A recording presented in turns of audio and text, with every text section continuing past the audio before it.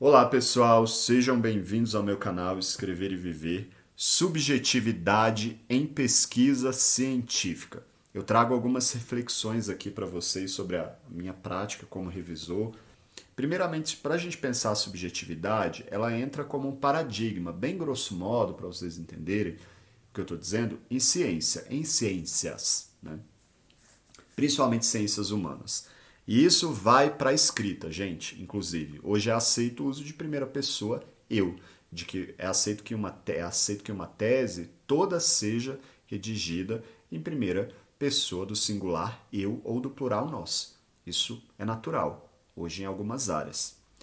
É também aceito que algumas seções sejam redigidas em primeira pessoa do singular, algumas seções dos trabalhos acadêmicos, não todas. Isso varia de instituição para instituição, de pesquisa para pesquisa, de orientador para orientador, enfim.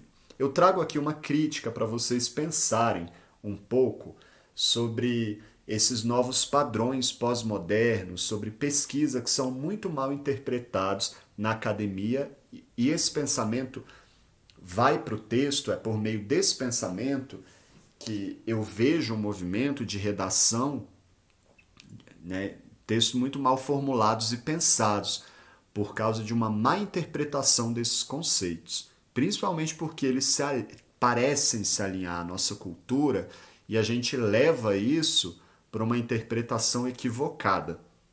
Eu acho, mesmo que a gente fundamente a pesquisa, o saber, a ciência, né, em bases de humanas e elas trazem essa crítica, essa desconstrução para esse padrão de pensamento tão rígido, né, tão formal. Eu acho que se a gente se afasta muito disso, principalmente por causa da nossa cultura, a gente vai pegar pesquisa e começar a fazer jeitinho, a trazer o jeitinho brasileiro ali para ela. E aí eu vejo, né, com a minha experiência, textos muito mal elaborados, muita crítica em banca, de doutorado, de mestrado. Por quê? Por uma dificuldade de lapidação do pensamento e até do próprio sujeito ao entender esses conceitos. Eu acredito que quanto mais a gente entende alguma coisa, mais a gente está disposto a mudar e aplicar aquilo à nossa vida. Então essa lapidação ligada ao cientista, as pessoas que verdadeiramente entendem, elas vão trazendo um pouco ali do que elas aprendem para a vida delas. E isso vai modificando, isso já é uma postura, né, de transformação social, começa com o pesquisador. Quem faz pesquisa com viés de mudança social que exige, fala de uma mudança do outro, primeiramente precisa pensar numa transformação de si mesmo como pesquisador e como sujeito, né? É bem contraditório fazer uma pesquisa assim, criticar o outro, trazer essa crítica ao outro e não para si mesmo. Então, anterior a essa crítica, a gente tem que pensar na gente mesmo. É por isso que eu trago esse áudio aqui para vocês, para essa reflexão.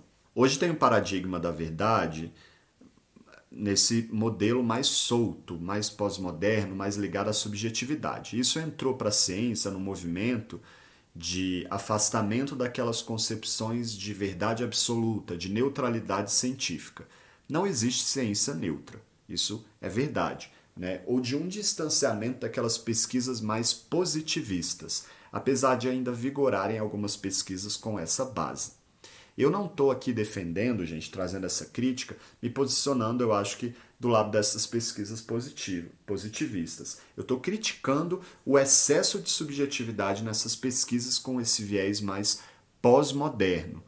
E acho que isso se articula ideologicamente à falta de conhecimento do pesquisador brasileiro e à própria cultura dele. Há uma falta de rigor acadêmico também para determinado ramo de pesquisa, para determinada área. Esse paradigma de desconstrução está muito ligado ali em meados do século XX, à escola de Chicago, lá na antropologia, na sociologia, a essa transformação tanto cultural quanto nas ciências em relação à maneira de pensar o mundo. Se vocês estudarem algo que os sociólogos falam sobre modernidade, pós-modernidade, essas transições, essas rupturas no mundo, de maneira geral, principalmente com a globalização, vocês vão entender o que eu estou dizendo aqui. Mas todo pesquisador precisa de uma base disso para fazer pesquisa, né? Porque isso tem a ver com a história da ciência. Nesse sentido, mais pós-moderno, nada é neutro. Aí você tem teóricos que estão mais desse lado, principalmente contemporâneos, e outros teóricos mais clássicos que se colocam lá que estão em outro viés, né? Mais quadradinho, estruturalista, até diria positivista, moderno, né? O que eu proponho aqui é um pensamento pós-moderno, mas ainda consolidado. Aí você pode me perguntar, como que isso é possível? É porque você mal interpreta a pós-modernidade. Você acha que ser um pesquisador pós-moderno significa você entrar nessa onda social também pós-moderna de que a verdade ela pode ser o que você quiser como pesquisador e que não existe mais ética e de que não existe mais segmentação em determinada área. E aí o que acontece? Vem o pessoal do direito querer falar sobre língua, o objeto de estudo deles não é a língua em termos científicos, ou vem alguém de outra área querer, popularmente, vamos dizer assim, meter a colher onde não foi chamado. Então, assim, as ciências existem em seus escopos, em suas bases. Se você quer beber da fonte lá de uma outra área, você não vai começar a criar teorias mirabolantes ali com base no seu escopo de pesquisa, se você não tem propriedade para falar daquilo. Você vai buscar fundamento lá na outra área. Isso se chama interdisciplinaridade ou multidisciplinaridade, dependendo aí do que você, né? Então, as pesquisas, gente, precisam ser delimitadas nisso. O pesquisador brasileiro, ele não tem essa consciência, ele não sabe separar e tem algumas áreas específicas, como direito ou áreas mais novas, ciência política, que são ciências, né? Tem rigor científico, ou deveriam ter, e não tem, que vem com um pensamento fundado lá na filosofia ou em alguma outra coisa. Não. Quando você não tem o pensamento consolidado ali para poder fazer ciência, você vai buscar amparo em alguma outra base, né, clássica na ciência, ou você vai tentar trazer esse pensamento minimamente lógico, né, gente? Porque não pode ser tão subjetivo assim. E aí, determinados usos, o próprio texto, nesse movimento que eu estou falando para vocês, os pesquisadores vão incorporando ali no próprio texto, na própria maneira de pensar e de fazer pesquisa, essas marcas. E aí a pesquisa fica invalidada, fica sem nenhuma estrutura, né? A gente precisa quebrar isso no Brasil. Os pesquisadores brasileiros têm muito esse posicionamento. Eu não trago aqui essa crítica né, para a gente pensar a ciência brasileira em modelos europeus ou até a nossa cultura em modelos europeus, não é isso que eu estou dizendo, não, né? Eu me posiciono do lado mais pós-moderno, sim. Mas se nós, cientistas, não começarmos a desconstruir essas coisas, as outras partes da sociedade que não deveriam tomar determinadas posições ali vão se consolidar no paradigma mais moderno, mais sólido e vão tomar espaço. E a gente vai ficar ali nesse discurso mais solto, pós-moderno, e a verdade será contrária ao nosso próprio discurso nesse sentido. Se você não for um pouco mais rígido como pesquisador, o seu discurso ele é contrário à ciência, a você mesmo, à nossa comunidade. E é claro que isso também, gente, gera dor. Então, muitos pesquisadores não querem trazer desse posicionamento, por quê? Porque eles não querem se comprometer com a verdade. Então, fazem um mal feito ali, né? Um medíocre, um padrão básico ali, e todo mundo aceita isso, inclusive culturalmente e cientificamente. E isso não deve ser dessa maneira, pensado dessa maneira. A gente tem que buscar um pouco mais por essa lapidação, mesmo que ela doa. A vida não é tão banal assim não, nem a ciência não deveria ser. Se o pesquisador começar a ter essa orientação, maior responsabilidade, todo mundo sai ganhando, né? Mas as pessoas pensam assim, o outro não se doa para mim, por que eu vou me doar pelo outro, né, gente? Aí é por isso que tudo fica no padrão medíocre, é por isso que tudo é como é, né? Porque ninguém pensa. E isso começa lá na pedagogia, na ciência lá da pedagogia, né? Então romper esse pensamento infantilizado, que inclusive na pedagogia vigora muito, na prática, né? Não pode contar a verdade para a criança tem que ser medíocre. Aí crianças medíocres, adultos medíocres, cultura medíocre, ciência medíocre, é isso aí, né? A gente tem que romper essas coisas, gente. Eu trago aqui a reflexão no áudio para uma perspectiva científica.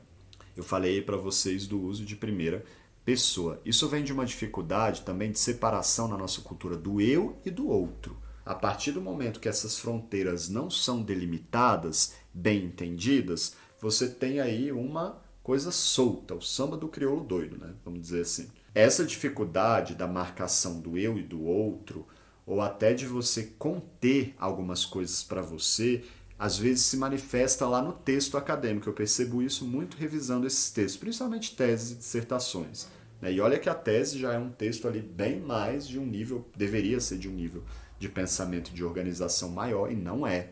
Porque culturalmente, acredito, não há essa separação, esse se podar. Aí você pode perguntar, por que eu teria que me podar? Algumas coisas assim, gente. Quando você conhece alguém, você não vai contar a sua vida inteira ali para a pessoa no primeiro momento que você interage com ela.